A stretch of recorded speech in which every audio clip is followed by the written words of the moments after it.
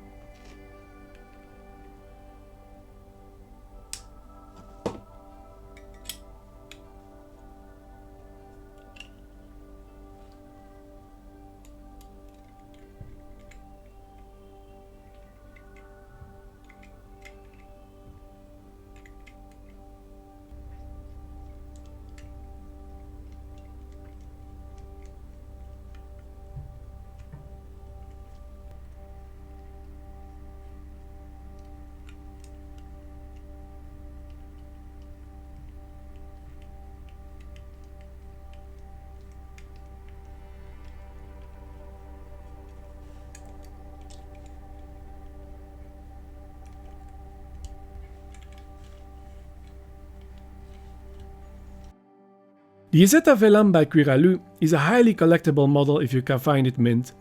This specimen, however, was very play-worn with chipped paint, a loose window, and not all tyres were original. The model had been opened by a parent to glue the window to the roof, without success. Overall, it was a mess. And here we are after the restoration. A nice shiny new coat of automotive white paint and a gloss clear coat. I added a detailing using pictures of this model as a reference. I fashioned 3 new rods to hold the window in position and 4 replacement dinky ties finish it all off. Although they are black instead of white. Maybe I should have airbrushed the roof. The Vallejo paint leveled out nicely and the clear coat removed most of the brush streaks. Nevertheless, this could have been better. If you enjoy my videos, please leave me a like and don't forget to subscribe to my channel and tick the notification bell. Thanks for watching and see you in the next video.